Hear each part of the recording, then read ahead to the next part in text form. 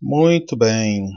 Deixa eu testar aqui o microfone, apresentação, ótimo, tudo funcionando. Vamos lá.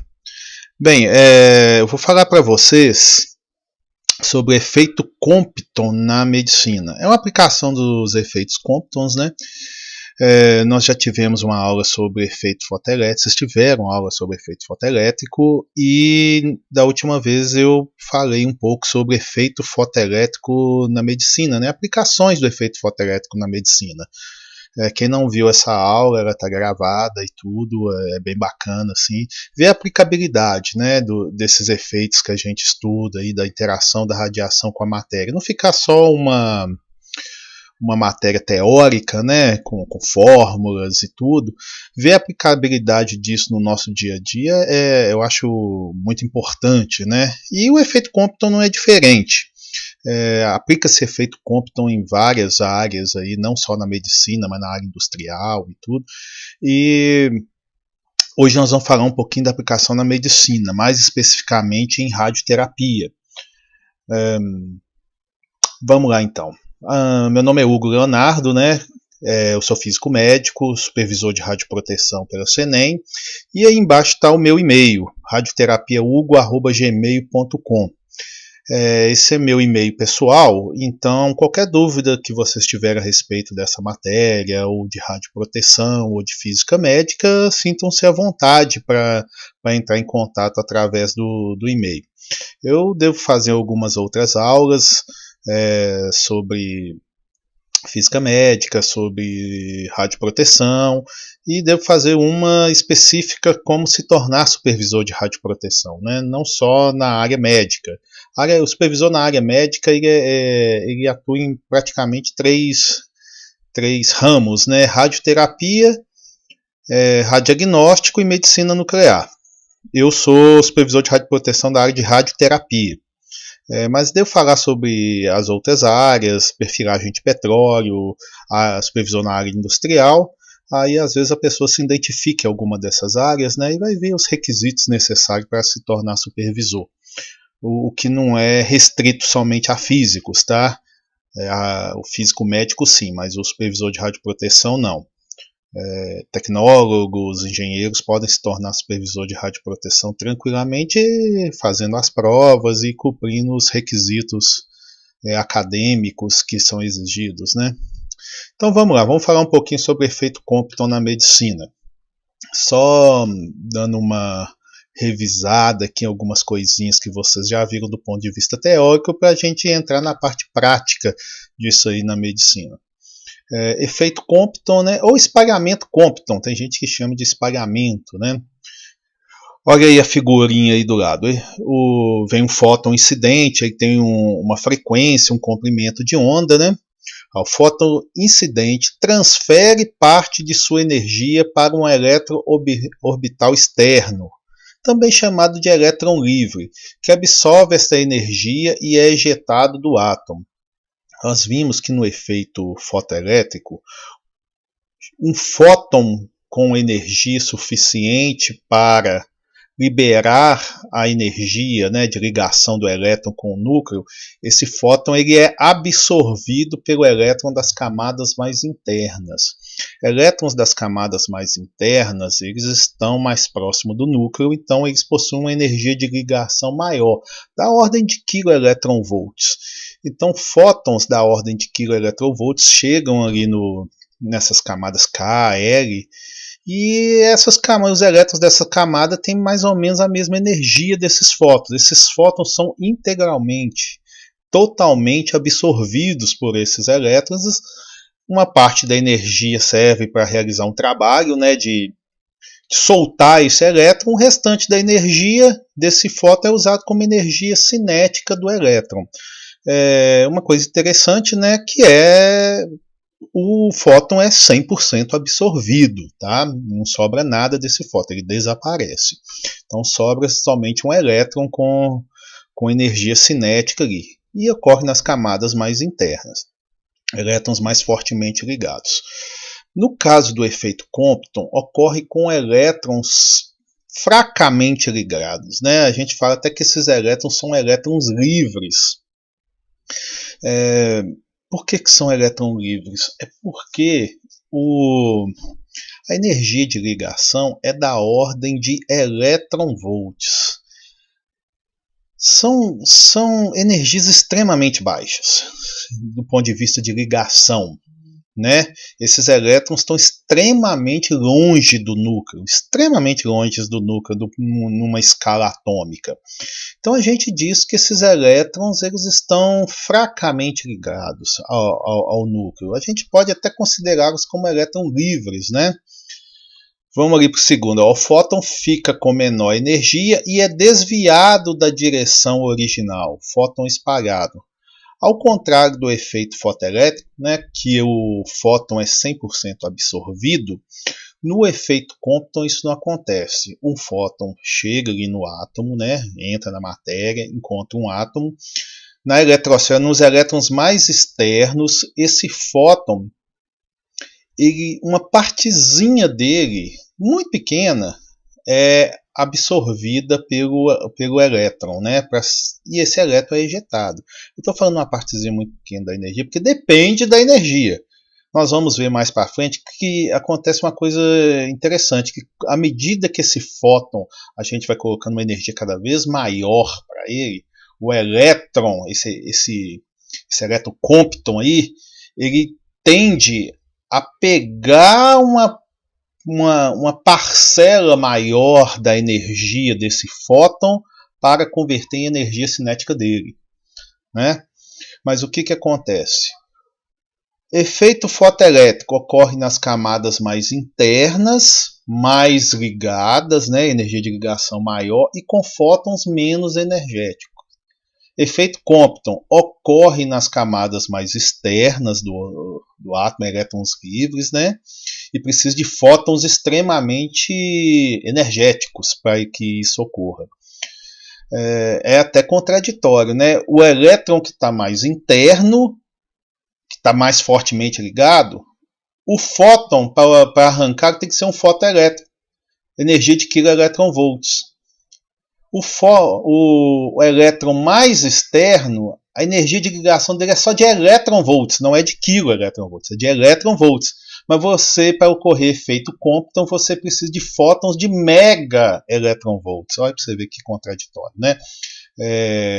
O fóton mais forte arranca o elétron mais fraco, mais fracamente ligado, né? Por que isso acontece, Hugo? Existem equações probabilísticas, equações de Klein-Schmidt, equações de Hamiltoniano, que mostram com seção de choque e tudo, que nessas faixas de energia, quando você resolve essas equações, que fótons com determinadas energias têm maior probabilidade de interagir com determinado elétron, né, com determinada camada e tudo. Você consegue provar isso matematicamente, né? É uma física quântica mais avançada, são cálculos mais pesados e tudo, mas isso é mostrado matematicamente, é demonstrado matematicamente, né, que isso acontece. Então vamos continuar. O elétron é ejetado e tem uma velocidade, né, chamada de elétron Compton. Matematicamente, na matemática basiquinha aqui, ó, a energia do fóton incidente é igual à energia do fóton espalhado mais a energia de ligação do elétron mais a energia cinética do elétron, né? Então, essa segunda parte aqui da equação depois da igualdade, aqui, ó, chegou um fóton incidente, né? Primeira parte aí da igualdade, fóton incidente. O que tem no final? Um fóton espalhado e um elétron que gastou uma energia para soltá-lo, né? Um trabalho ali para soltar da sua camada, e esse elétron tem uma certa energia cinética, né? Conservação da energia aqui, né? Tem conservação do momento, tem conservação de tudo aqui, né? As leis físicas não são quebradas aqui em local nenhum, né? Então vamos continuar. E esse slide aqui, tomar que eu fiquei um pouquinho em cima aqui da legenda, mas eu vou ler aqui para vocês. Bem, no processo, né, o elétron é ejetado e um fóton é espalhado. Ocorre porque elétrons orbitais das camadas externas são fracamente ligados e basta pouca energia para retirá-los. Ocorre uma ionização, né? Ionização, vocês sabem, né, é o processo de retirada dos elétrons dos átomos, né? Você acaba tendo um íon positivo, que é o átomo sem o elétron, e o íon negativo, que é o próprio elétron, né? O fóton espalhado pode interagir de novo e ionizar outros átomos, perdendo cada vez mais energia, ou até sair do meio, né? Esse fóton que foi espalhado, ele tem energia para ter interações comptons com outros átomos, né?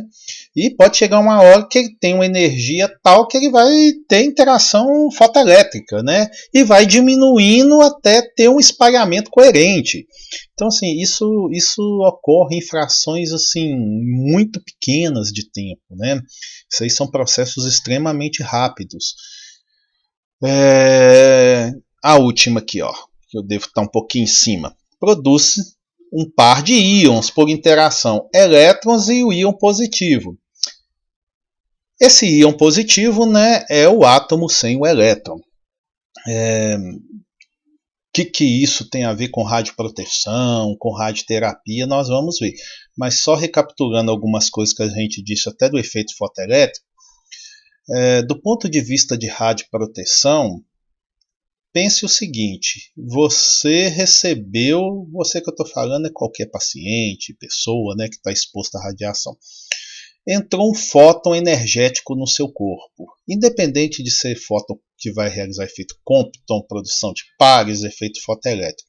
O fato é o seguinte, ou vai produzir cargas na produção de pares, ou irá ionizar o átomo, efeito Compton, efeito fotoelétrico. Esses íons, eles têm a capacidade de entrar dentro das células e provocar alterações ou no DNA ou em organelas, depositando a sua energia, realizando algum tipo de trabalho. O que tipo de trabalho? Por exemplo, um elétron desse pode incidir diretamente numa hélice de DNA, uma dupla hélice, né? E provocar um dano tal que essa célula entra num processo chamado apoptose. O que é isso? É um processo de morte celular. Né? O nosso corpo tem enzimas que conseguem consertar danos causados por esses elétrons e tudo dentro dessa célula. Você pode imaginar, grosso modo, que esse elétron é como se fosse uma balinha de um revólver, sabe? Quando a radiação entra no seu corpo, ali sai um monte de balinhas de revólver, né? E essas balinhas vão furar. Furam a célula, furam a membrana, furam lisossomos, mitocôndrias e eventualmente pode interagir com o DNA de uma célula, né? Se quebrar o DNA é uma dupla hélice, então estão ali todos os genes, né, e tudo que controlam todas as funções, produção de substâncias importantes para o seu corpo. Ela é o cérebrozinho ali da célula, né?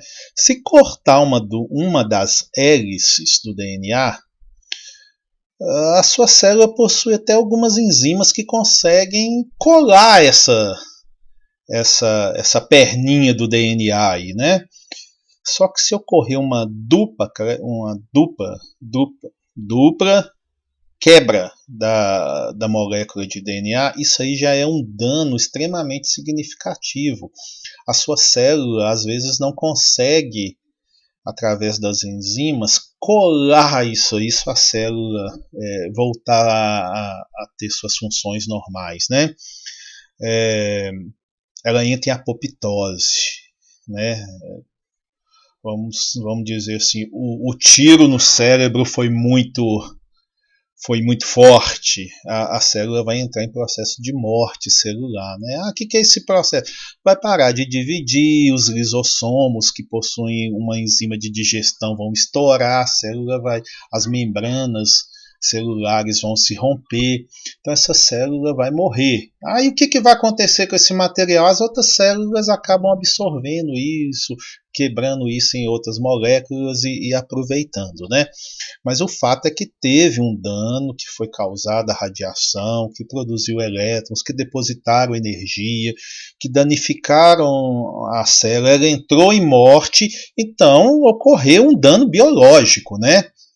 Essa absorção de energia no meio a gente chama de dose absorvida, quantidade de energia em matéria.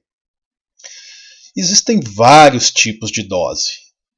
Vários tipos. Dose absorvida, dose equivalente, equivalente de dose, dose efetiva, dose coletiva. Vocês vão ver a definição de todas elas, não nessa matéria, mas em próximas. Mas dose não é só uma deposição de dose, de energia na matéria.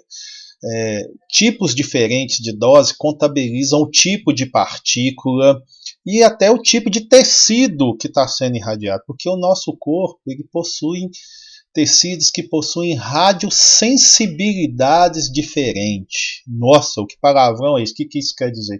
Quer dizer que cada tecido do nosso corpo aguenta um tanto de radiação, um tanto de dose. Tem tecidos que um pouquinho de dose ele já é danificado, tem outros que são mais radioresistentes. Ok?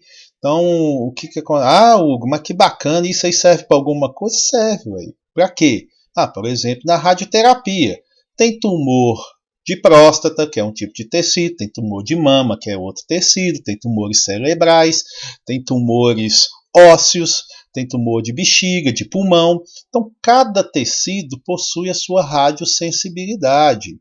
Não só para tratar o tipo de tumor que está ali, mas para a radiação chegar naquele tumor, inevitavelmente ela vai passar para o tecido sadio, né? Então, um tumor de próstata, vamos imaginar uma próstata ali, está atrás da sua bexiga, dos homens, né? Mulheres não têm próstata.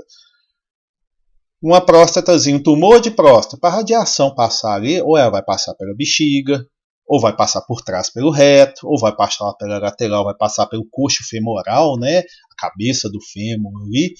Então a gente tem que saber qual que é a sensibilidade de radiação que esses órgãos, que esses tecidos possuem, né? Para a gente conseguir calcular a dose. Porque se passar de um determinado valor, você começa a trazer, além do câncer que o paciente já tem, um novo problema de saúde para ele. Vai começar a mancar, ou vai urinar, vai sair sangue, ou vai defecar e vai sentir uma dor enorme no reto. Então, você, um paciente que vai tratar lá fazer uma radioterapia, você não pode provocar um dano maior para ele do que ele chegou, né? Então, assim, ele vai tratar uma doença, você provoca outra nele, né? Isso aí dá até processos e tudo. Mas enfim, eu entrei nessa história aqui de radioterapia que nós vamos falar um pouquinho mais para frente, mas pense no seguinte, ó, esse elétron aqui, ó, que foi ejetado pelo fóton, independente se é Compton, fotoelétron, ele tem energia, então ele vai depositar isso dentro da matéria. E se a matéria é o corpo de uma pessoa, inevitavelmente vai causar um dano biológico, né? Então vamos passar para frente aí. Isso aqui é uma matemáticazinha aí que tem. Eu não vou entrar nessas fórmulas a fundo, é mais para demonstrar que a gente consegue mostrar matematicamente que quando um fóton, olha a figurinha aí do fóton, do elétron do fóton incidindo num átomo, né? Vai arrancar o elétron e o fóton com menos energia vai ser espalhado. Essas fórmulas aqui do lado, aqui em cima, elas só demonstram ângulos que o elétron vai sair, ângulos que o fóton vai sair, energia de cada um. Então, assim, dependendo da energia do fóton incidente, do ângulo que o elétron sai, você consegue definir o ângulo do fóton espalhado. Então, isso aqui são formulazinhas que o pessoal brinca, né, com elas para saber mais ou menos a direção que vai sair cada coisa, né? Vamos lá, o efeito Compton pode ser descrito como colisão entre duas partículas, né? Você pode considerar o efeito Compton como a colisão entre duas partículas, né? Fazendo uma análise mecânica da interação, né? E o interessante é o seguinte, você pode considerar que o elétron ele está, vamos dizer assim, eu não vou dizer parado, mas com energia praticamente zero nessa história, né? O elétron que vai incidir o fóton. Por quê, Hugo? Eu sei que o elétron está girando ali em torno do núcleo e tudo, só que esse é um elétron que a gente chama de elétron livre. A energia dele é só de cerca de elétron-volts, né? A dos átomos dos elétrons mais internos é de mil vezes, elétron-volts. Então, elétron-volts. E os fótons estão da ordem de mega elétron-volts. Então, assim, a diferença de energia é pavorosa. Então, o que a gente faz é considerar que esse elétron está praticamente ali sem energia, ele está paradinho, né? Então, pode ser, do ponto de vista mecânico, a colisão entre uma entidade que tem energia em movimento que está batendo em outra que está parada. E a gente vai analisar para onde que vai cada uma, né? Então pode ser considerado a colisão entre duas partículas, sendo que o elétron você pode considerar ele aí meio que paradão aí, só esperando o fóton interagir com ele, né? Aí depois você usa essas formulinhas aqui em cima e vê para onde, qual que é o ângulo que o elétron saiu, né? Qual que é o ângulo que o fóton foi espalhado, qual que é a energia de cada um. Aí, ó, a primeira formulinha, energia do elétron, segunda, energia do fóton espalhado. A terceira ali, ó, o cosseno de θ, que é o ângulo que o elétron sai do átomo. Tem um φ ali também, ó, que é o ângulo que o fóton é espalhado. Então, jogando os valorizinhos nessas fórmulas aí, você consegue qualquer coisa, né? Prever qualquer direção, energia e ângulo, né? Muito bem. Isso aqui é só para mostrar que existe uma matemáticazinha aí, que pode ser uma matemática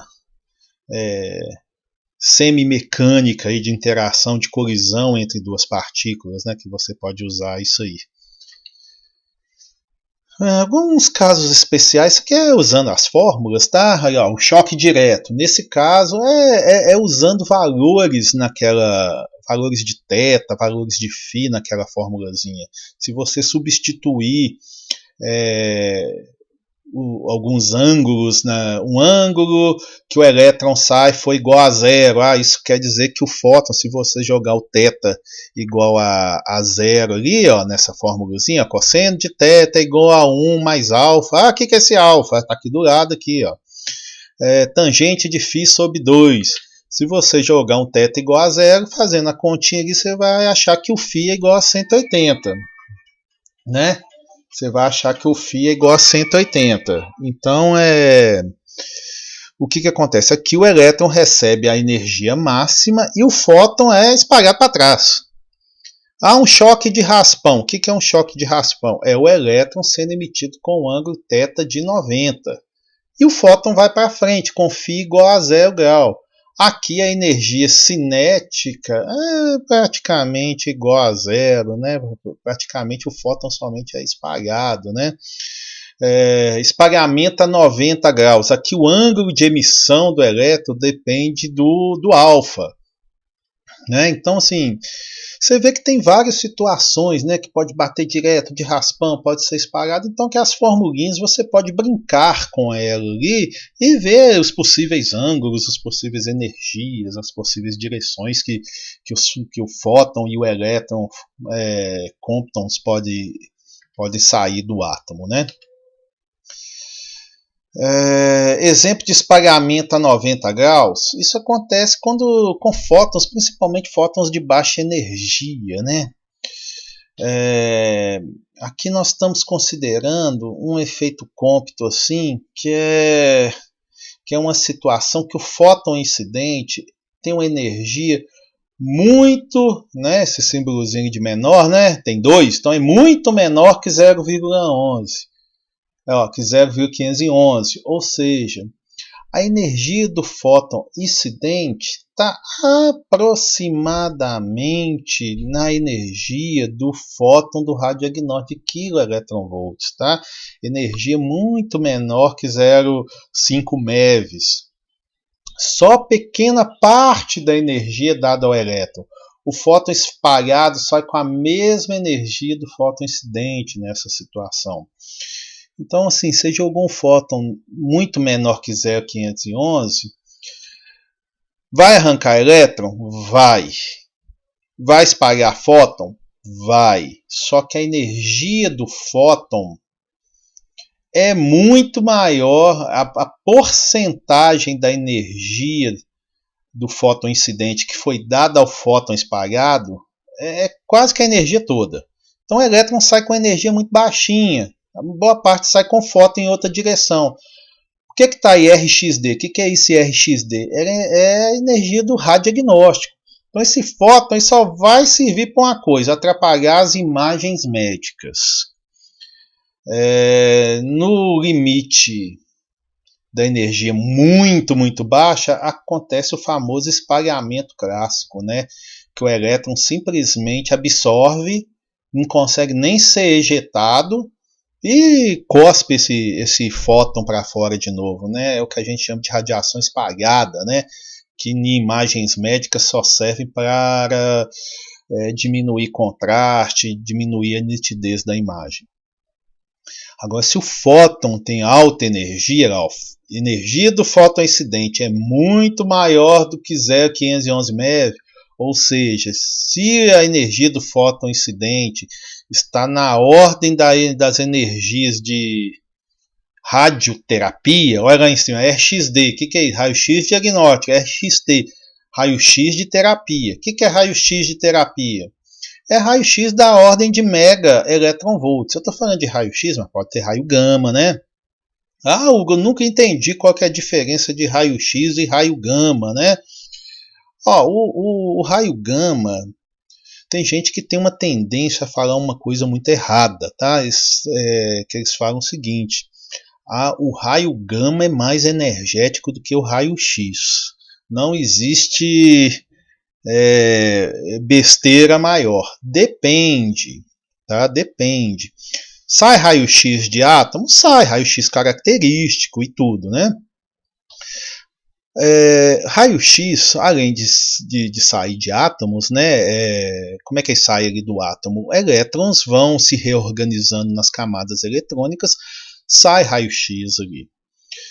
Mas não tem como você pegar um fóton e falar assim, isso aqui é um raio-X, isso aqui é um raio gama. Não tem como fazer isso, tá? E não tem uma assinatura ali quântica falando de onde que ele veio. Vocês sabem que raio-X pode ser produzido por equipamentos elétricos, né? Um fóton, um elétron sai do cátodo, tem uma diferença de potencial, ele é acelerado e choca-se com o anodo, né? Pode ocorrer um efeito chamado Bremsstrahlung, né? A energia cinética do elétron é transformada em calor e uma parte em raio-X. Só que raio gama ele só é emitido de rearranjamentos nucleares, por átomos, né? Então você pega um cobalto 60, o núcleo ali decai em níquel, né? E o que acontece?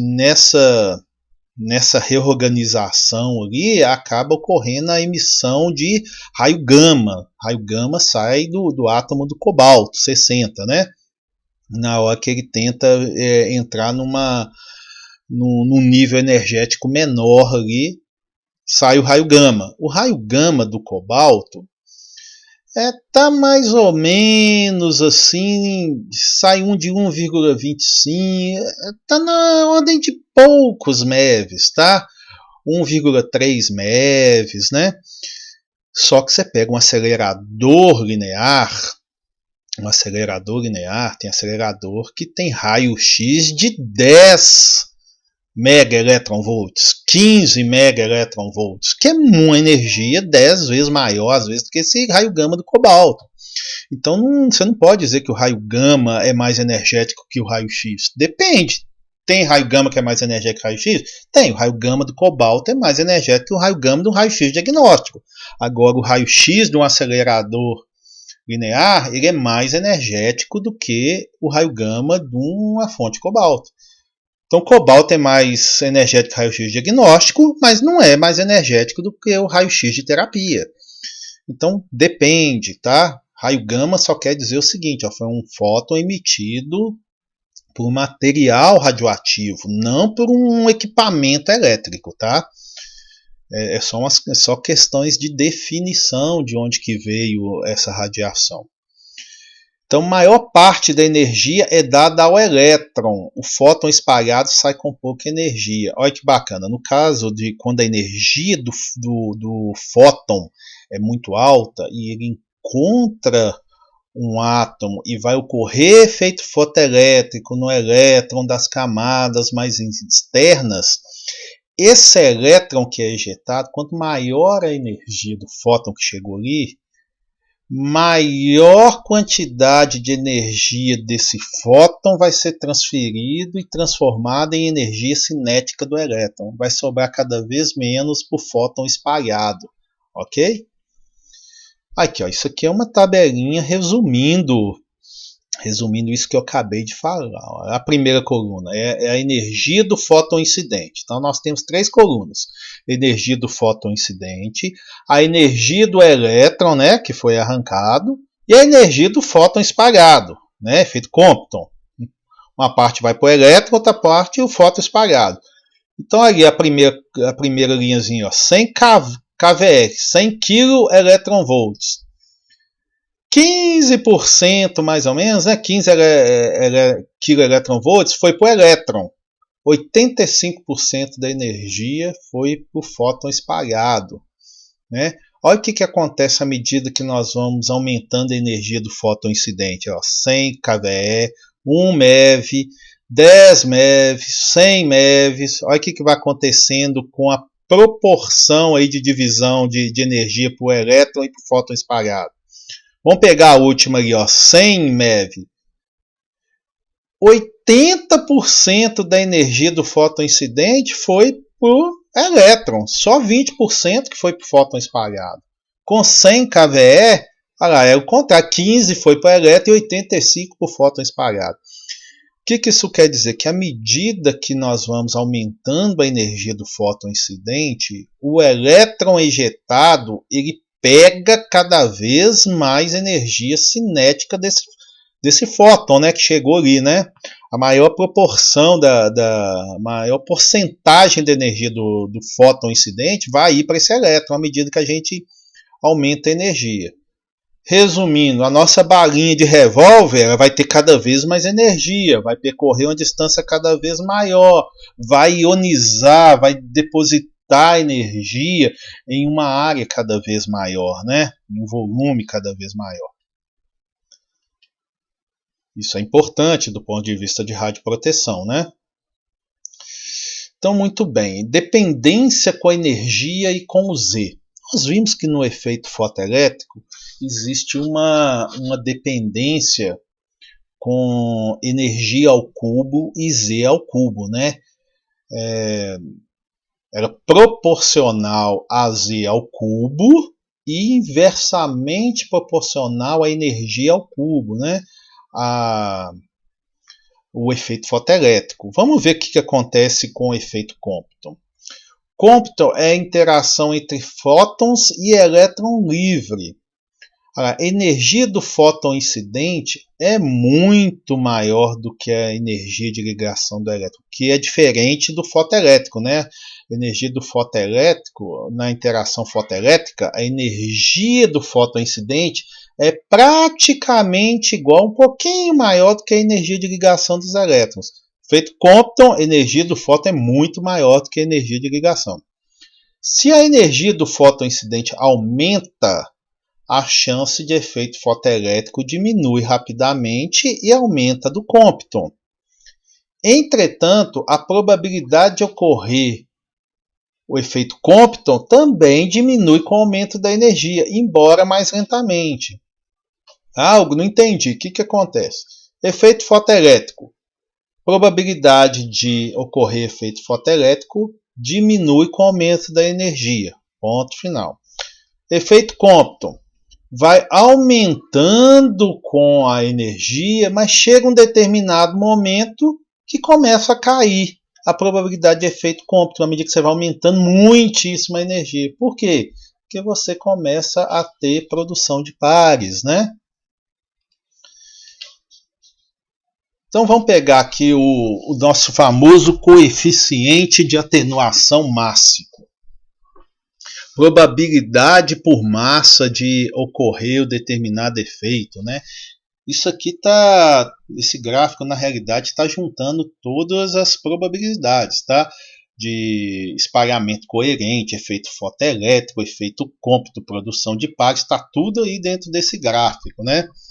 O que você falou da última vez, eu estou vendo dois gráficos aí, um com a linha contínua e outro com a linha pontilhada. O que é isso aí?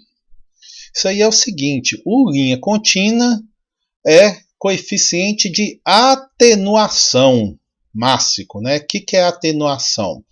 Chegou uma quantidade de fótons no meio, saiu uma outra quantidade, né? Então foi atenuado, foi diminuída a quantidade, o número de fótons que chegou é maior do que o número de fótons que saiu. Estou vendo atenuação, quantidade de fótons. A linha pontilhada não é número de fótons, é quantidade de energia. Uma quantidade de energia chegou no meio, uma outra quantidade de energia conseguiu sair. Então, uma coisa é número de fótons, outra coisa é a energia desses fótons. Vocês viram que os fótons vão perdendo energia e tudo, vão interagindo, vai tendo espalhamento, Compton, efeito fotoelétrico, não sei o que. Enfim, não é igual, tá? Esse gráfico está mostrando o seguinte, ó, uma coisa é a quantidade de fótons, outra coisa é a quantidade de energia, né? Então, dependendo do que você quer analisar, aí você usa a linha contínua ou a linha pontilhada. Nós vamos ver aqui atenuação. Então, quantidade de fótons que chegou e quantidade de fótons que saiu, tá? Então, vamos pegar ali na faixa de energia do efeito Compton ali, né? As energias usadas em radioterapia. Eu estou usando aqui, ó, no eixo X, energia em MeV, 1, 2, 3 MeVs mais ou menos, né? Então, mais ou menos 3 MeVs. Aí, ó, tá até escrito pretinho, ó, 3 MeVs. Olha o coeficiente de atenuação de mássico ali. Aproximadamente 0,04 centímetros quadrados por grama. Hugo, mas isso aí é qual material? Olha lá em cima, ó, do músculo, tá? Segundo o ICRU 44, que é uma entidade que analisa os tecidos, né? Que analisa um monte de coisa, o ICRU 44, vê a composição do músculo esquelético e tudo, e consegue fazer essas medições. Mas, enfim, isso aí é a probabilidade do músculo atenuar um feixe nessa faixa de energias aí. Então, na faixa de terapia, que é mais ou menos 3 MeVs, aí eu coloquei um pequeno errozinho de legenda, tá? Não é 3 MV, não, é 3 MeV, Mega Electron Volts. Depois eu vou corrigir isso aí, deve estar até nos outros aqui. Não é 3 megavolts, é 3 mega electron volts, tá? Aproximadamente 0,04 centímetros quadrados por grama, lá no eixo Y. Muito bem, vamos passar para um outro material? Olha o osso aí, ó. Vamos pegar ali também 3 mega electron volts. Não se preocupe com esse 3 MV aí, tá? É 3 MeV. Aproximadamente também 0,04. Ué, o músculo com 3 MeV é 0,04. O osso também 3 MeV, MeV é 0,04. Deixa eu ver aqui o pulmão. Ué, 0,04 também? Deixa eu ver a água aqui. 0,04 também. Vocês estão vendo o seguinte, ó, vou voltar aqui no no músculo? Músculo, osso, pulmão, água líquida. Vocês estão vendo que nessa faixa de energia de 3 MeVs, mais ou menos, então está tendo o mesmo coeficiente de atenuação máximo. O que isso quer dizer? Joguei uma quantidade de fótons ali nesses materiais. Vai sair praticamente a mesma quantidade.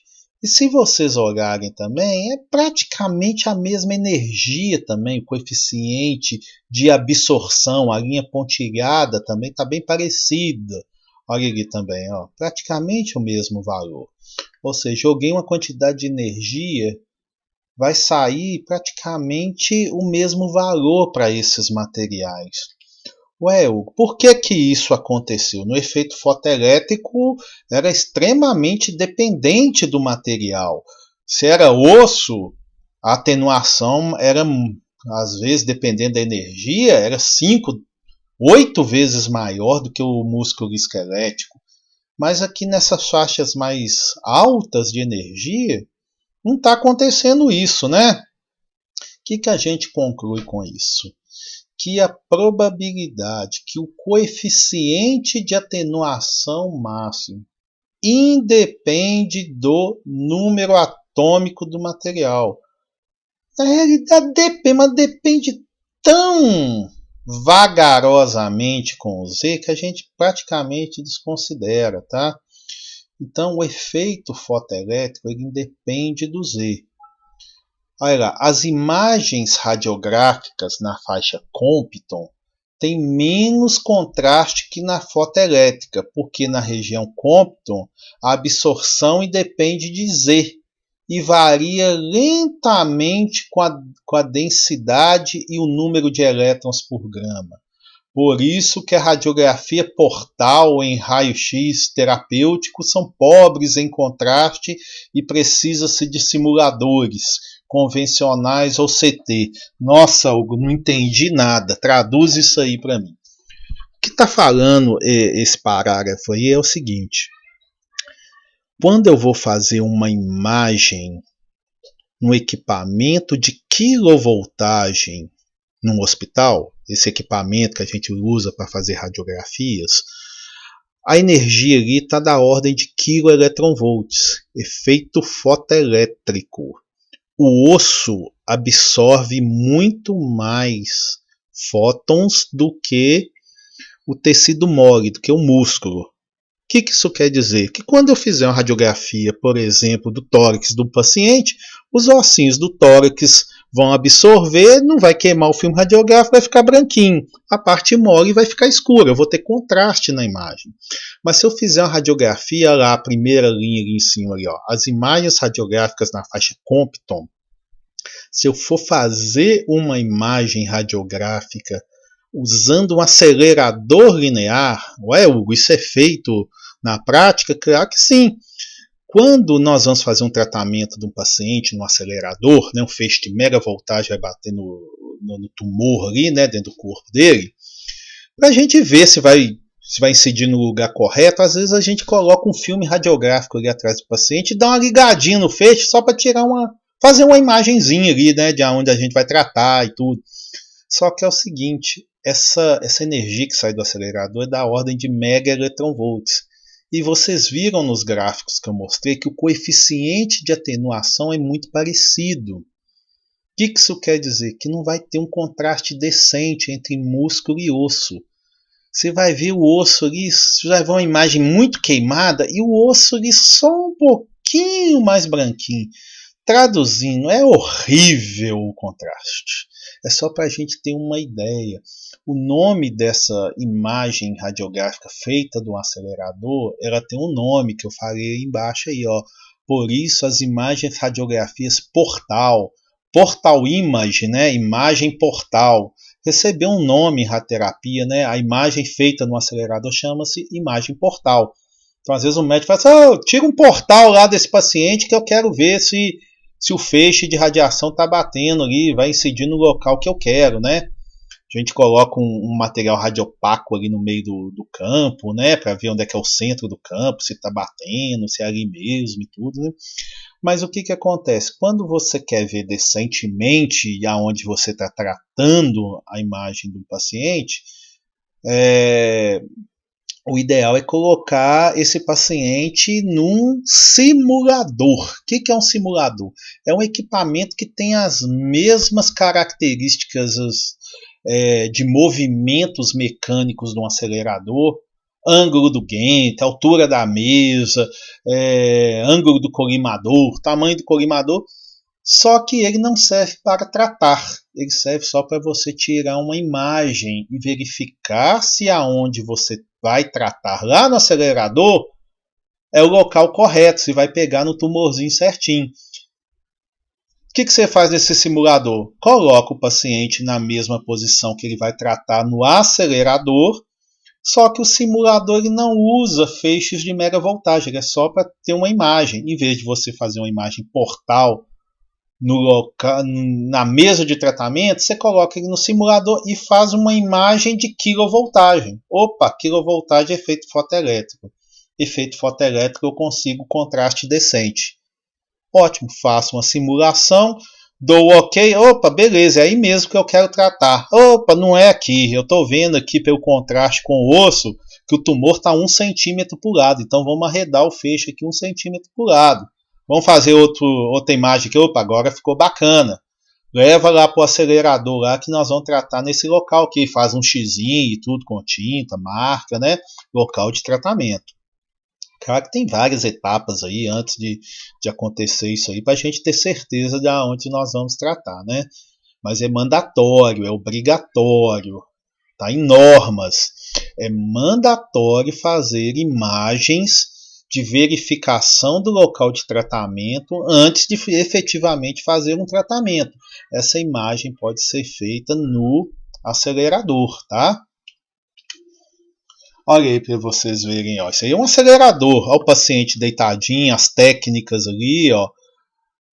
O acelerador parece uma torneira, né? Tem um braço aí embaixo aí, ó. Tá escrito assim, EPID. Esse braço ele é retrátil, tá? Ele vai ali para trás, ele desce, ele recolhe, né? O que é EPID? Electronic Portal Image Device. É uma ferramenta de portal image eletrônico, digital. Tem locais que não tem esse dispositivo no equipamento, então o técnico vai ali e coloca um filme radiográfico, um chassi, tudo, tira a imagem, vai lá na sua reveladora, vai revelar, né, com químicos e tudo, para o médico ver a radiografia, para ver se está no local correto, né? A questão, qual que é a desvantagem desse portal manual? É que você vai revelar a radiografia quimicamente, né? Com revelador, com fixador, lavar com água. Então vai sair um filme radiográfico físico, né? O médico vai olhar ali e vai ver que está uma droga de imagem. Por quê? Porque aquele raio-x ali em cima, ali, ó, X-ray beam, é um feixe de mega voltagem. Então a radiografia vai sair péssima. Com o EPID, é uma radiografia digital. Vai sair ruim? Vai. Mas você consegue ter ali digitalmente um controle do brilho, um controle do contraste, né, dos parâmetros e conseguir ter um contrastezinho melhor entre osso e tecido mole, né? Então equipamentos que tem o EPID, eles são mais caros e tudo, ele tem um raio-x digital, né? Para que ele tem esse raio-x? Porque o feixe é de mega voltagem. Né? Então quem tem isso aí acaba nem levando para simulador, né? Você faz a imagem aí e você consegue dar uma trabalhada nela digitalmente e ver decentemente contraste entre as estruturas, né? Tá aí a comparação entre imagem KV, DRR e EPID, o título aí desse slide. KV, você sabe, né? Quilovoltagem. São as imagens feitas num simulador, num equipamento de diagnóstico. O EPID, eu acabei de mostrar para vocês, né? É o Portal Image Device, né? É esse esse painelzinho aí que pega o feixe de raio-x, pega a imagem e digitaliza a imagem para a gente conseguir uma imagem de MV, né, em mega voltagem, para a gente conseguir trabalhá-la e conseguir contraste para a gente ver. E o que é o DRR? DRR é uma radiografia reconstruída digitalmente. Deixa eu passar aqui que você vai entender melhor o que é isso. Aí, ó, comparação entre as imagens KV, DRR e EPID. A primeira radiografia ali, ó, radiografia convencional, isso foi feita num simulador com 60 kV. Olha para você ver, isso aí, ó, os ossinhos aí é da pelve do paciente, né? Essa fissurinha aí no meio aí, isso aí é a tão famosa sínfise púbica, né? A região pubiana ali. Se você apalpar ali, mais ou menos na região da sua bexiga ali, você vai sentir esse ossinho, né? Ele é pontiagudo assim para frente e tudo, né? Aos forames, esses dois buraquinhos ali, né? Forames isquiáticos. Quem quer entrar na área médica, na física médica, vai ter que ter matéria de anatomia e tudo, né? Mas para você ver, você consegue ver nitidamente, você tem um contraste aí excelente, né? Com esses 60 kV, né? Efeito fotoelétrico, o osso apareceu mais branquinho aí, e o tecido mole é mais cinza no fundo. Olha a primeirinha aqui, ó, essa primeira imagem aqui em cima de mim, ó, imagem EPID 6MV. É a mesma sínfise púbica, eu não sei se vocês estão conseguindo ver, mas você consegue ver assim o contraste péssimo entre o osso e o tecido mole. Olha como é que está o mesmo grau de cinza e tá um pouquinho, você consegue ver as bordinhas ali do osso e tudo, mas nossa, é muito ruim. Por quê? Porque é 6 milhões de volts. 6 milhões de volts dá mais ou menos uma energia média de 2 megaelectronvolts, né? Nós vimos lá naqueles gráficos de interação que o coeficiente de atenuação máximo desses materiais aqui, eles são muito próximos, são praticamente iguais, o que está fazendo com que o osso apareça um pouquinho mais branquinho aí do que o tecido mole, é o fato do osso ter uma densidade física um pouco maior do que a do tecido mole, né? Então o que acontece? Acaba tendo esse pouquinho de contraste aí, né? Mas e essa aí do meio, o TC de 100 kV? Isso aí, fizemos uma imagem de tomografia no paciente, imagem tomográfica, né? Usou 100 kV lá na tomografia, deitou na mesinha, lá no centro de diagnóstico, o equipamento rodou ali em volta do paciente, fez aqueles vários cortes de imagem, né? Só que o software de radioterapia, né? Ele tem uma ferramenta, né, um aplicativo dentro dele que ele consegue fazer uma DRR. O que é isso? É uma radiografia reconstruída digitalmente.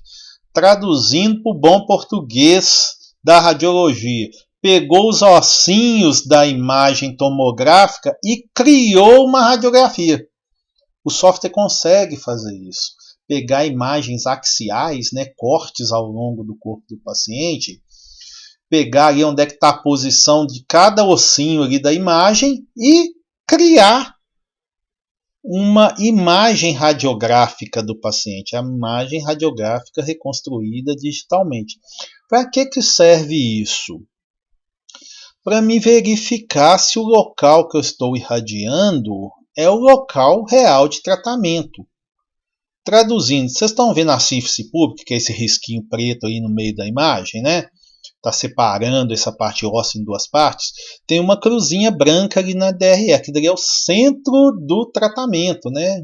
Ponto central do tratamento. Eu tento verificar se o meu raio central na imagem EPID, né, a EPID é feita lá no aparelho, lá no acelerador. Eu tento verificar se ela está exatamente no centro da imagem EPID. Se o centro da DRR está igual ao centro da EPID, quer dizer que eu estou irradiando no mesmo centro, no mesmo local. Não estou errando. Em vez de irradiar a próstata do paciente, eu estou irradiando o coxo femoral do paciente. Ou o tumor, metade do tumor está fora do campo de tratamento, né? Então, essa verificação entre a DRR e o EPID é mandatório, é obrigatório. O médico radio-oncologista, junto com o físico médico, eles têm que fazer essa verificação pré-tratamento. Opa, beleza, está no local certinho de tratamento. Senta fogo lá no equipamento, vamos tratar. Opa, não ficou legal. Estou vendo aqui que o DRR, o centro está em cima da síntese pública, mas na EPID, opa, está um pouquinho mais para o lado. Quanto? Está meio centímetro. Então vamos mexer meio centímetro para o outro lado, para a gente consertar. Tira outra para verificar e tudo, e só depois que a gente faz o tratamento. Mas a ideia de mostrar esse slide é vocês entenderem a diferença entre o contraste das imagens à medida que a gente vai aumentando a voltagem. Olha ali, 60 kV, 100 kV já é uma DRR, né, numa imagem real, uma imagem reconstruída, a gente consegue ver, não tão bem quanto 60 kV, mas olha o EPID. O EPID ficou péssimo, né? O EPID é um péssimo, mas é o que a gente tem, né? Tem outras ferramentas de visualizar a imagem no acelerador? Tenho, aí você pode fazer upgrades no acelerador e colocar dispositivos de visualização cada vez melhores. Obviamente, quanto melhor, mais caro, né? Então existe uma relação aí do que o hospital quer investir, né? Nesses equipamentos e quanto ele vai ter de lucro, né? Para ver se realmente vale a pena. Então, o que acontece? Um equipamento com EPID ali, ó, o C é o EPID. E agora, o EPID é com mega voltagem. Olha aí, agora nós temos um CONIBIN CT. Ué, Hugo, o que é isso? Eu não acabei de falar para vocês que você pode ir fazendo upgrades no equipamento? Deixa eu voltar aqui um pouquinho.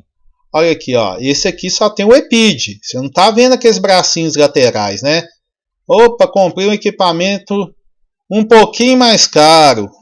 Quanto pouquinho mais caro? Ah, só um pouquinho, $1,5 milhão a mais.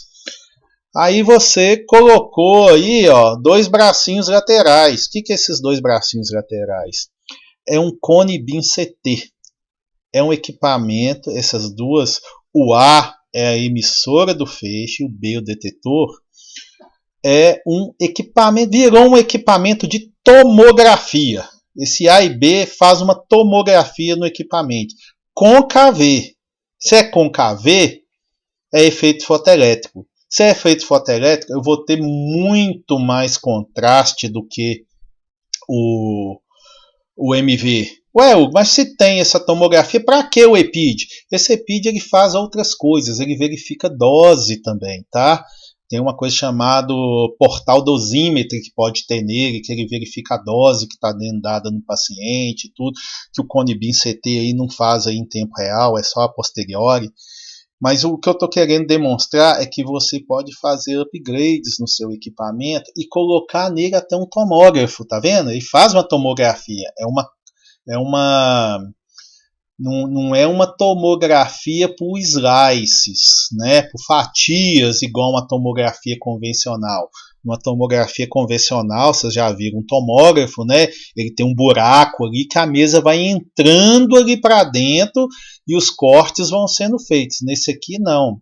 Como a mesa não se movimenta durante o giro do equipamento, e é só um giro, né, de 360 para fazer a imagem, ele não faz um slice. O feixe não sai fininho, ele sai em formato cônico. Então ele já pega um volume grande ali do paciente e já transforma numa imagem de tomografia. Mas o que eu estou querendo mostrar nisso aí é que realmente tem mecanismos para cada vez mais modernos para visualizar onde nós vamos tratar. Como a interação Compton se dá com elétrons livres do material, ela independe de Z. Daí segue-se que o coeficiente de atenuação de massa Compton independe de V, depende somente do número de elétrons por grama. Vamos voltar aqui para o Compton, né? Vocês já devem ter visto essa história, né? Ah, se o Maracanã ou Mineirão fosse a eletrosfera, o núcleo seria uma bola lá no centro do Maracanã. Não é a bola, é uma formiga que está dentro dessa bola, em cima dessa bola aí, tá? O que eu estou querendo dizer é o seguinte: os elétrons da eletrosfera, eles estão extremamente em escala longe do núcleo, tá? Extremamente. Imagina uma formiguinha lá no centro de um estádio. O elétron está lá no final da arquibancada, tá? Tá muito longe. Ah, Hugo, então esses átomos que a gente vê nos livros aí estão fora de escala? Não, ué. Se você desenhar aí o núcleo aí do tamanho de uma ervilha, o primeiro elétron que tinha que ser desenhado nesse livro estaria a um estádio de distância. Então a gente representa nos livros de química, nos livros de física e tudo, né, nos livros de ciência, um átomo ali, os elétrons girando ali em volta, totalmente fora de escala, tá? Uma escala real aí, olha aí como que eles ficariam extremamente distantes, né? O que eu quero dizer com isso é o seguinte: no efeito fotoelétrico, o elétron da camada interna, ele sabe, ele consegue ver. Eu estou ligado ao átomo de hidrogênio. Eu estou ligado ao átomo de carbono. Eu estou ligado ao átomo de oxigênio. Para me tirar daqui precisa de tal energia, tá? Se você não tiver essa energia aí, eu não vou me desligar aqui do núcleo. O elétron consegue saber qual átomo que ele está ligado. Então, o efeito fotoelétrico ele depende do número atômico. Elétrons só vão ser arrancados com determinadas energias. Ok? Ok.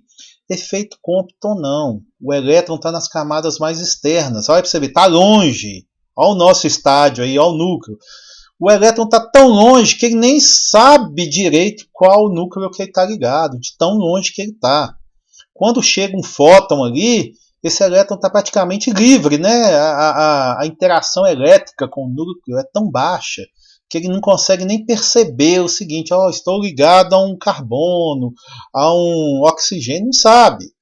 É tudo livre, ele é muito longe. Então, o efeito Compton, para arrancar esse elétron, não vai precisar depender do número atômico. Chegou o fóton com a energia, ele vai arrancar. Ok? Então, o que acontece? O efeito Compton ele é independente do Z. Ele depende do quê? Da quantidade de elétrons que tem ali naquele material. Elétrons livres ali praticamente. Né? Então, ele depende da quantidade de elétrons por grama. Eu estou chamando de elétrons, mas esses elétrons estão livres não, tá? Estão ali, fracamente ligados. Quanto maior a densidade eletrônica do meio, maior a probabilidade de ocorrer efeito fotoelétrico. Depende de Z. Então vamos ver aqui alguns materiais, né? Hidrogênio. O hidrogênio possui maior densidade eletrônica, né, elétrons por gramas, do que outros elementos constituintes do tecido. Portanto, fótons na faixa Compton interagem mais com meios que têm alta concentração de hidrogênio. O hidrogênio ele tem uma densidade eletrônica quase que o dobro dos outros elementos, tá? Então, materiais hidrogenados, né, eles têm maior probabilidade de ocorrer efeito Compton. Olha o 2 aí, no corpo humano, gordura é o tecido que tem mais hidrogênio. E por isso, 1 grama de gordura absorve mais energia por Compton que 1 grama de osso. Né? Você pega 1 grama de gordura e 1 grama de osso, estou falando de volume não, tá? Estou falando de grama, né? De massa. 1 grama de gordura tem mais elétrons, né, por grama do que uma grama de osso. Então vai ocorrer mais efeito fotoelétrico, né? Por outro lado, o osso tem maior densidade. A densidade do osso 1,85 e a gordura 0,96. Por isso, um dado volume, não estou falando de grama não, tá? Um dado volume de osso possui mais elétrons por grama do que o mesmo volume de gordura. Se eu pegar 1 cm³ ali de osso e 1 cm³ de gordura, a gordura tem mais elétrons, mas a densidade do osso é muito maior. Acaba tendo mais efeito Compton no volume de osso do que no mesmo volume de gordura. Vocês estão vendo que uma coisa está contrabalanceando outra? Né? É mais ou menos isso que acontece. Aqui tem a densidade física, né, e a densidade eletrônica de alguns elementos. A primeira coluninha ali, ó, hidrogênio, carbono, oxigênio, alumínio, cobre, chumbo, né? Olha a densidade do hidrogênio, 0,00009 gramas por centímetro cúbico. Do carbono, do oxigênio, olha do chumbo, 11,3 gramas. Né? Olha o número atômico do hidrogênio, 1. Olha do carbono, 6. Olha o número de elétrons por grama. Isso que a gente tem que ver aqui, ó. Carbono, oxigênio, né, que tem muito no tecido, né? Nosso tecido tem muito carbono, muito oxigênio e muito hidrogênio. Né? Alumínio, cobre, isso aí tem proporções muito menores no corpo humano. Né? Vamos pegar as 3 primeiras linhas ali, ó, hidrogênio, carbono e oxigênio. Olha a densidade do carbono e do oxigênio. 3,01 vezes 10 a 23 elétrons por grama. Olha do hidrogênio, é o dobro. Tá? Por isso que materiais hidrogenados eles possuem maior probabilidade de efeito Compton, porque tem mais elétrons por grama. Ok?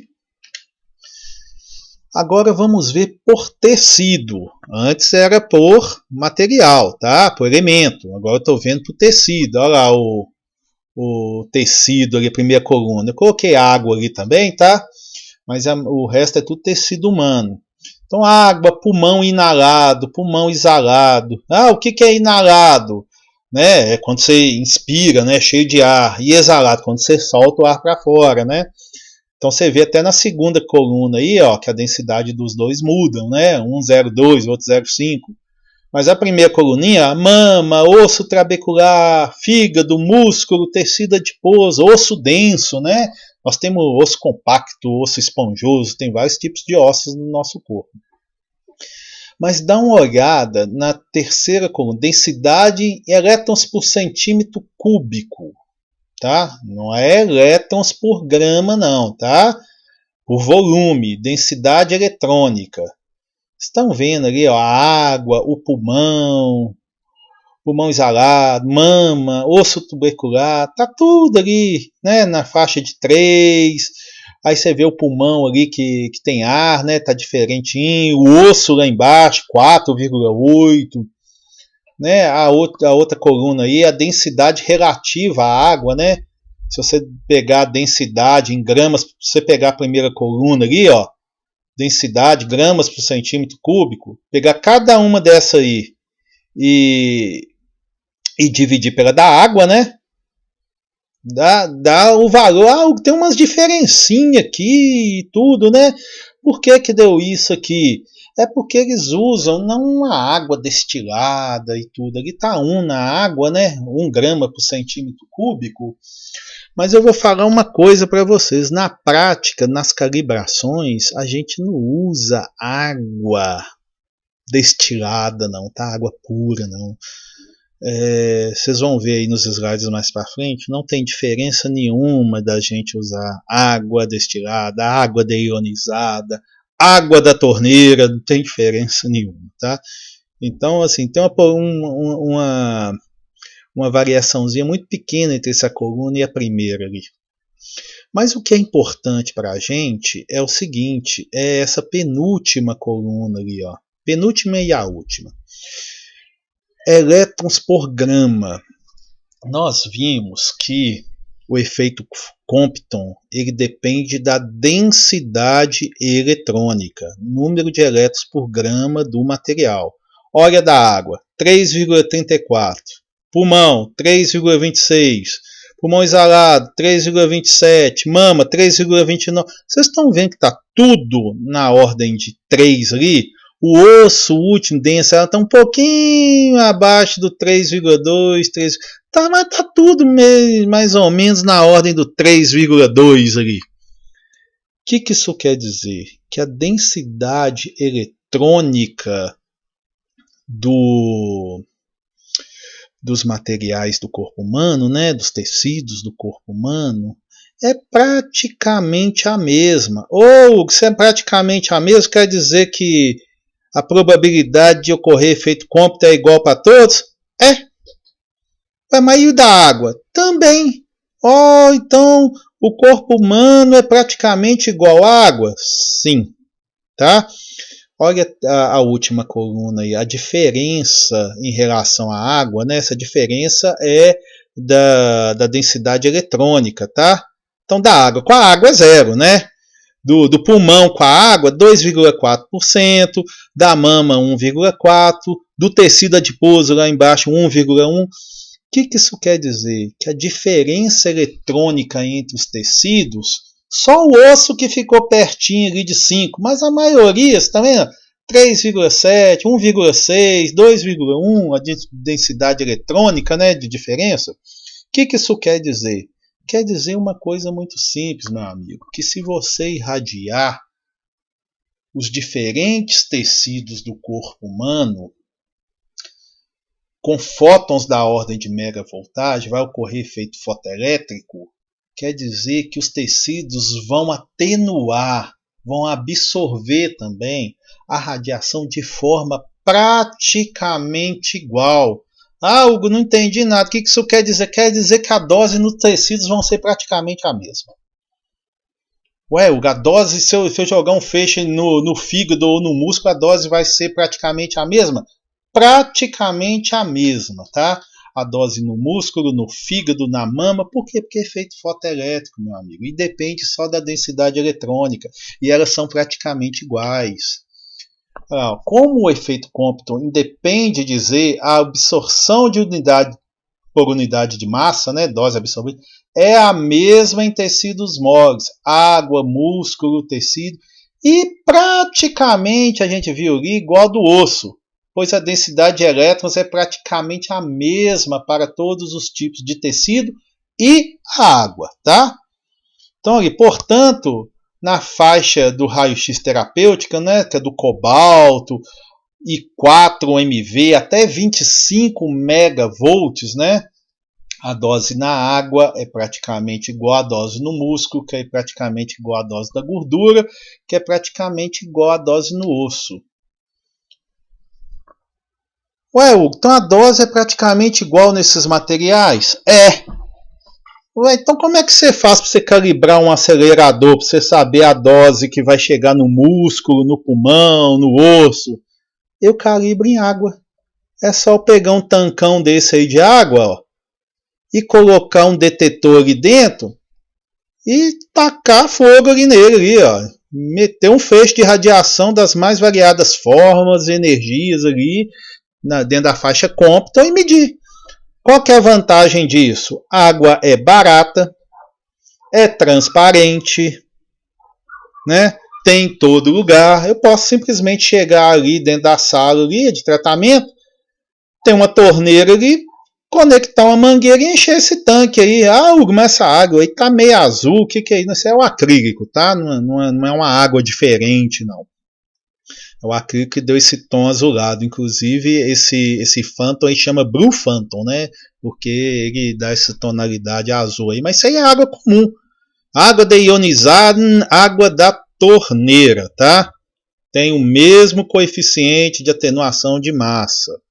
Tá? Então você pode calibrar o seu equipamento em água e usá-lo para tratar os mais diferentes tecidos do corpo humano. Por quê? Porque o coeficiente de atenuação de massa é igual. Então olha que bacana ali, ó. A radiação atravessará vários tipos de tecido até atingir o câncer, né? Um câncerzinho de pulmão lá, olha.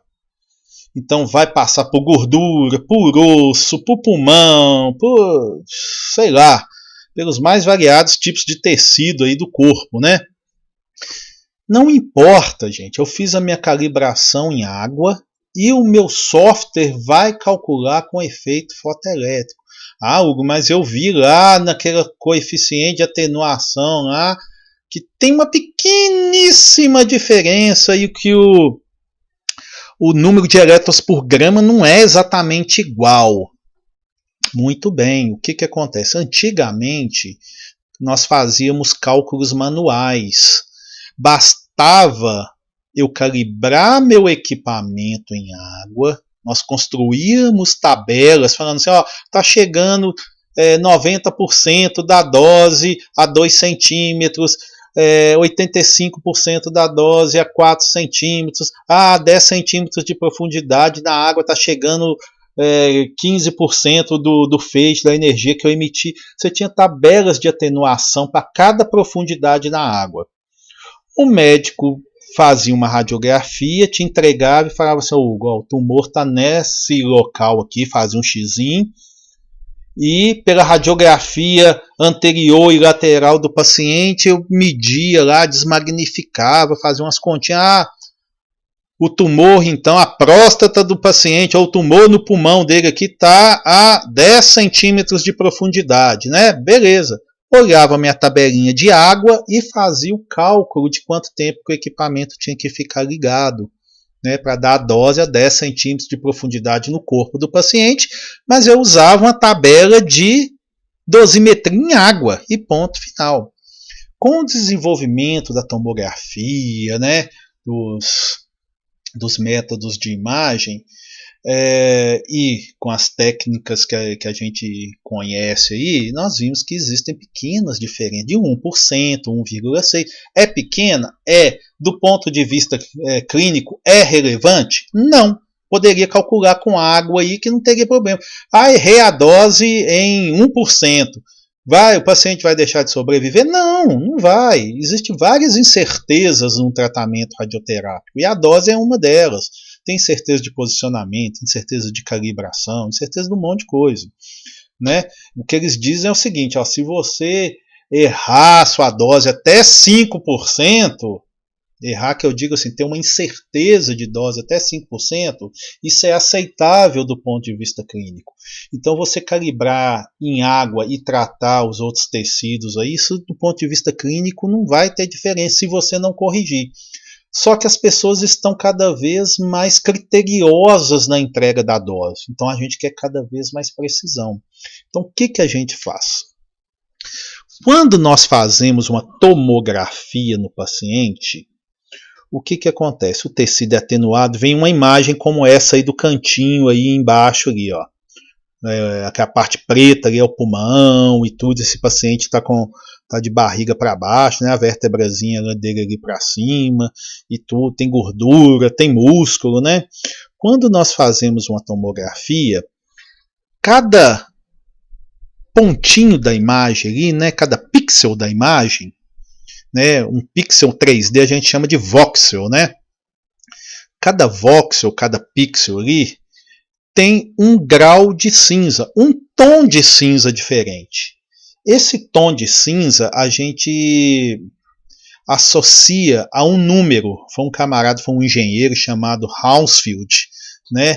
Ele descobriu isso e criou a escala Hounsfield de cinza. A primeira imagem lá em cima, lá, vocês estão vendo que tem uma faixa que vai do preto ao branco? Se você olhar uma imagem tomográfica e ver totalmente preto, quer dizer o seguinte, ó, essa região tem ar. Se você vê totalmente branco, pode ser um metal, né, uma prótese, pode ser um osso que está mais branquinho, né? Existe uma faixa ali. Então, de acordo com o tom de cinza, você consegue associar um número. Esse número é um número que está associado à atenuação daquele tecido no equipamento, né, no corpo do paciente. equipamento detectou uma atenuação diferente, deu um grau de cinza diferente. Aonde ele não atenuou nada, que é o ar, ficou preto. Onde é que ele atenuou muito, ficou branco, né? Ficou mais branquinho, osso. Onde que ele atenuou mais ou menos, fica cinza. Então cada pixel e cada voxel, aqui na imagem do lado, aqui, ó, um monte de cubinho aqui, ó, vários graus de cinza no quadradinho, cada um com um número ali, ó. Cada número é um número de atenuação que está associado a um tecido diferente. Então olha para você ver essa escala aí, olha. Vai do menos 1000, que é o ar, ao mais 1000, que é o limite do branco ali, né? E o zero é a água. Só que é o seguinte, o olho humano só consegue perceber 30, quem enxerga muito bem, né? 30 tons de cinza. Só que vai numa escala de menos 1000 até mais 1000, né? Praticamente o que? 2000 tons de cinza, né? Do preto ao branco, né? E o que acontece? Passou por um tecido, atenuou de um determinado valor, vai dar um grau de cinza com um determinado número de Hounsfield. Então, olha aí, ó. Vamos pegar um primeirinho aqui em cima, aqui, ó, na escadinha, aqui, ó, sangue coagulado, está entre mais 70 e mais 90. Água está no zero. Vamos pegar o outro aqui embaixo, aqui, ó. Gordura lá embaixo, ó, tá entre menos 85 e 100. Então, dependendo do valor que você pega o mouse e clica ali em cima da imagem, ele vai te dar o número de Hounsfield aqui nesse ponto, tá entre 85 e 100. Você, opa, deixa eu ver aqui 85 e 100. Ah, gordura que tem aqui. Ah, deixa eu clicar aqui, tá entre 65 e 50. Ó, isso aqui pode ser fígado, hein? Tá na região do fígado? Ah, não, então pode ser sangue. Ah, tá entre mais 40 e mais 20, né? Ah, deve ser o rim do paciente. Então você consegue ali distinguir qual tipo de tecido que é aquilo ali pelo número de Hounsfield.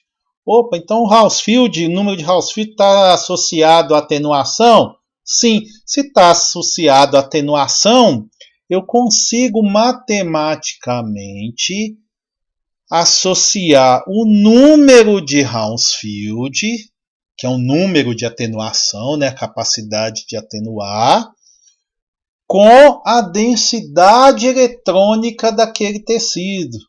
Bacana, eu consigo pegar um número de Hounsfield certinho, calcular certinho o número de elétrons por grama naquele pixel? Sim.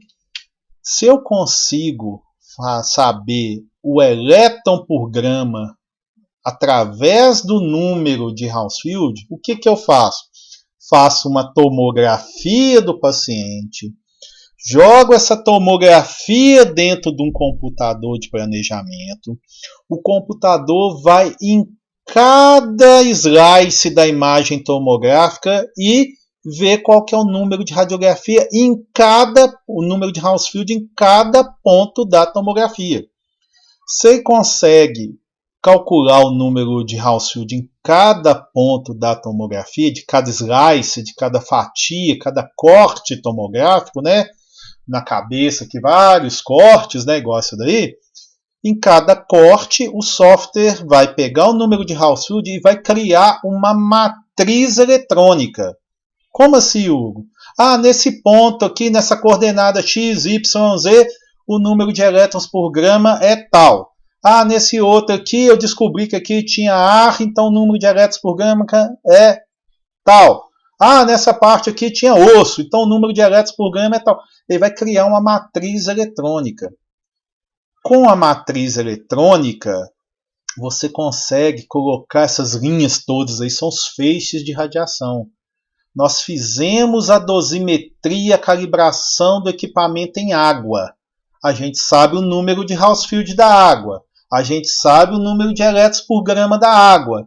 Quando a gente faz a relação entre o número de Hounsfield da água com o que a tomografia nos deu, o software enxerga o número de elétrons por grama daquele tecido e, consequentemente, ele consegue saber quantos elétrons, comptons que vão ser arrancados daquele material. a probabilidade de efeito Compton. Então ele consegue verificar essas diferenças de 1%, 2%, 4%, que no cálculo só com água a gente não conseguia, mas com a tomografia agora a gente consegue. Por que nós conseguimos? Foi associado o número de Hounsfield a um pixel da imagem, esse número de Hounsfield está associado a uma densidade eletrônica e a dose está relacionada com a densidade eletrônica, então eu consigo calcular a dose. Né? Consegui calcular a dose, consegui em cada tecido, em cada um deles. Ótimo, vou fazer um histograma dose-volume. O que é isso? É um gráfico mostrando quanto de dose está chegando num determinado volume de tecido. Então o eixo X aí desse gráfico é a dose, eixo Y o volume. Então vamos pegar lá, ó, PTV. O que é PTV? Planning Tumor Volume, volume tumoral de planejamento. Se eu pegar lá, ó, o volume, 100% do volume está recebendo quase 70 grays de dose. Deixa eu pegar aqui o segundo aqui, ó, cérebro normal, que é esse mais roxinho ali. Deixa eu ver quantos por cento do cérebro está recebendo 30 grays. Quase 20% do cérebro está recebendo 30 grays. E o tronco cerebral? O tronco cerebral, que é esse rosa mais clarinho aí, ó. A dose máxima que ele está recebendo ali é quase 60, 59 grays a dose máxima no tronco cerebral. Quanto que o tronco cerebral aguenta? O tronco cerebral tem gente que acha que se ele receber até 60 grays, tá beleza, não vai ter problema no tronco, né?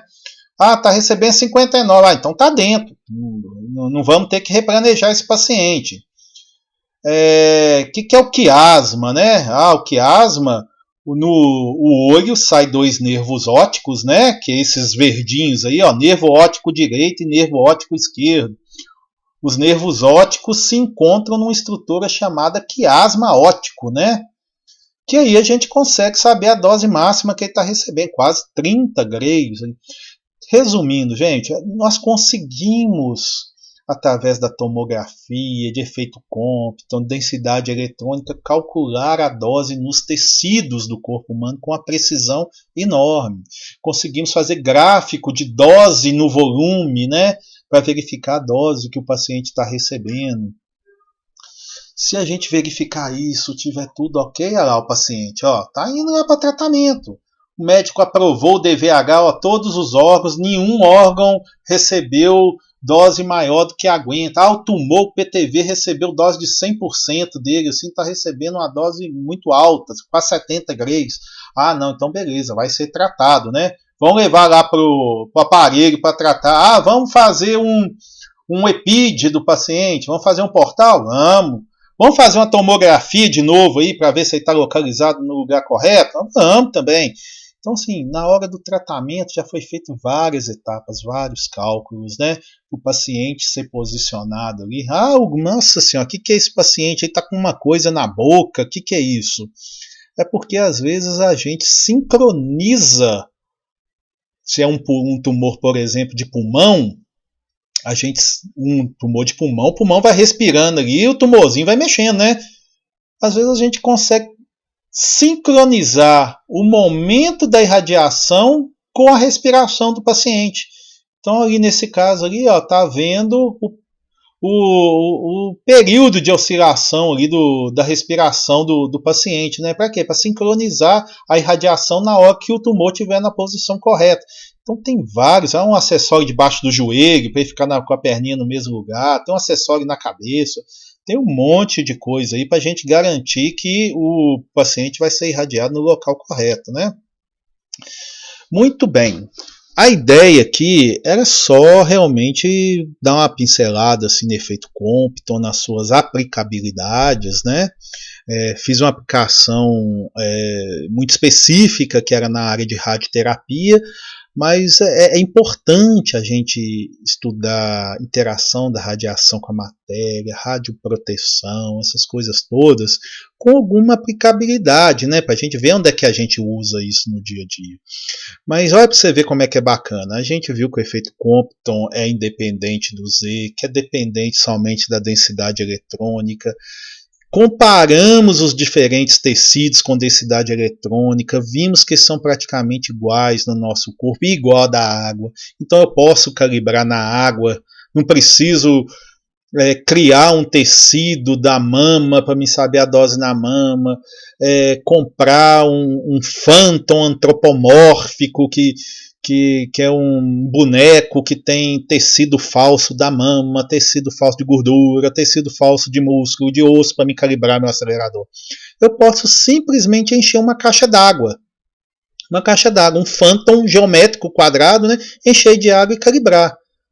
Nós vimos que a dose nos tecidos é praticamente igual. Se a gente quer uma precisão muito grande, o que nós fazemos? O que é exigido hoje, né? Beleza, calibrei na água, mas vou fazer uma tomografia. Fiz uma tomografia. Na tomografia tem os números de Hounsfield que eu consigo saber a densidade eletrônica ali de cada pixel. Opa, beleza. Tem a densidade eletrônica, então eu sei que aqui a dose é 1% a mais do que da água, aqui é 0,5%, aqui é 2%, aqui é 3%. Então eu calibro na água, meu software vê a densidade eletrônica através do número de Hounsfield e dá a dose com uma precisão enorme em cada tecido. Dando a dose em cada tecido, eu consigo avaliar se esse tecido, se esse órgão está recebendo uma dose muito alta, né, se o tumor está recebendo a dose que é necessária para controlar o seu crescimento. Feito isso, tudo aprovado, é só colocar o paciente para que o equipamento emita um feixe de megavoltagem, que ocorra efeito fotoelétrico no corpo desse paciente e aconteça exatamente o que foi planejado no software. Bacana demais, né? Então, assim, a área da física médica é muito legal, a área de radioproteção muito bacana.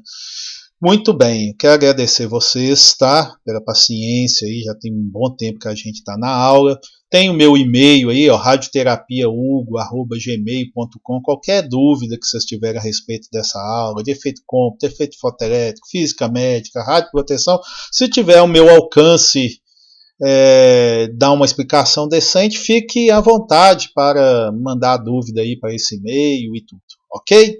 Forte abraço a todos, tudo de bom. Abraço.